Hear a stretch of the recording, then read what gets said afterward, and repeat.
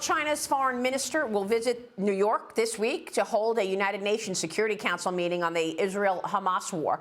China's foreign ministry spokesperson said that they hope the talks lead to a, quote, ceasefire and an end to the fighting. Joining me right now is the Heritage Foundation president, Kevin Roberts. Kevin, it's great to see you. Thanks very much for weighing in as we see China now try to become the diplomat of the world, telling us about this ceasefire expectation.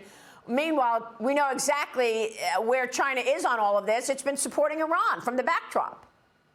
That's exactly right, Maria. This ought to scare the daylights out of us. You have a terrible combination of the uselessness of the United Nations proven over several decades with the evil of the Chinese Communist Party. As you indicate, what China is trying to do here really is not broker any peace, at least not as its first objective. It's trying to impose its will as the world's new global hegemon. And as your show today and every day points out so eloquently, the problem there, the reason they're able to do that is because of American weakness, in particular American weakness personified by the most useless, feckless, incompetent president in the history of this country, Joe Biden. I do not say that lightly, and I don't make fun of his dementia lightly, but the world, especially Xi Jinping, sees Joe Biden as someone who does not represent American strength, and hopefully in a year we get to fix that problem. Well, I mean, I don't know. I mean, are we losing this country, Kevin? You know, I mean, look at all of the ramifications of this president and this administration's failed policy and his basically rolling over for our adversaries, putting China in the lead for the world. A Rasmussen poll finds that 45% of likely U.S. voters are giving President Biden a poor rating for his handling on issues related to China.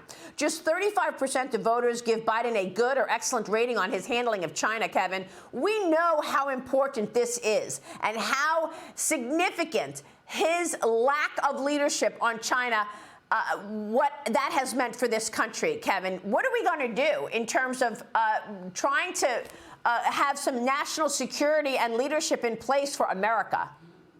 Well, Americans certainly agree with your suggestion that if we're not in decline, we're on the brink of it. You probably noticed over the Thanksgiving holiday, in addition to the survey results you just mentioned, that yet another survey came out that showed a majority of young Americans don't believe the American dream is possible for them. That's their way of saying not just that they're lacking economic security, Maria, but they're lacking a belief in national security. And the person responsible for that right now is the President of the United States. But I love the fact that you asked about solutions, because that's what I and my colleagues at Heritage try to do. We believe, in fact, that we're very grateful, first of all, that the House has a conservative majority led by a great conservative speaker. That is essential for holding the line over the next year in terms of policies and ideas.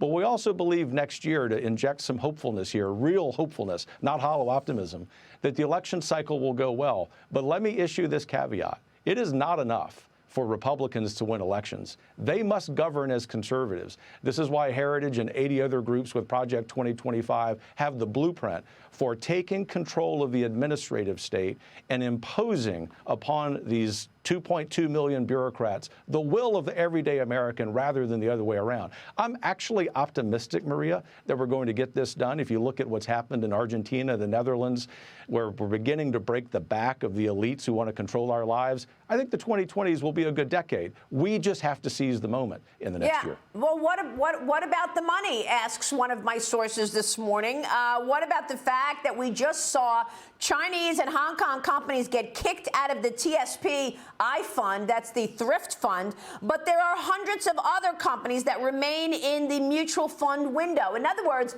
American investors are single-handedly funding the expansion of our number one adversary by having all of these Chinese companies that are tied to the CCP military as options for Americans to buy. You know, the Journal is out with another op-ed this morning. It's titled, "China Isn't Backing Off Taiwan." And isn't that true? President Xi Jinping is using military pressure, propaganda to sway Taiwan's presidential election in January, Kevin. All the while, they're doing all of this in plain sight, whether it is bullying American ships and planes in international airspace or, coming up with new ways to surveil America or perhaps interfering in our election as well. There's another story this morning talking about China, talking about multiple pathogens behind new respiratory illnesses spiking in China right now. Here we go again ahead of 2024, Kevin. Yeah, here we go again. That's all we need is another Wuhan virus. But let me respond to your comment about the Taiwan election. That's on January 13th. In addition to the situation in the Middle East, in addition to the situation in Ukraine, that election is the most important international issue for Americans to be paying attention to. Because obviously we trust the Taiwanese to make their selection. But what the Chinese Communist Party is trying to do is affect that election so that it's won by a party that is frankly rather appeasing when it comes to Xi Jinping and his minions. And so American interest is to be defending Taiwan. It is to contribute to their military defenses. It's what we should have been doing all along. It's an example, yet another example of what Biden has failed to do. But ultimately, it leads to this, Maria. The United States has to get its act together at home.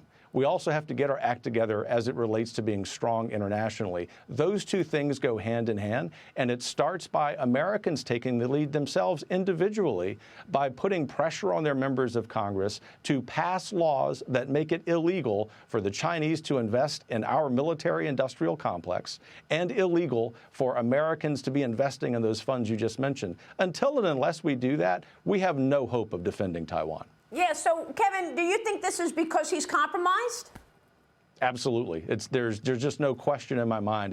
If you think about what we have found at Heritage's Oversight Project with the great work with the House Republicans on this and Senator Grassley in the Senate, it's very obvious to us that the president, his son, perhaps most members of his family are compromised. I hate saying that. I hate thinking that, even though I disagree with the president of the United States on policy. But ultimately, this is the kind of thing that we have to highlight from the standpoint of policies and ideas next year so that the American people understand what is at stake next year. It's not just about the Republican and Democrat nominee. It's about the American future. Yeah, that's a great point. And there's a whole lot of censorship going on by the White House and this administration to ensure that the American people do not understand what you've just highlighted. Kevin, it's great to talk with you this morning. Thank you, sir.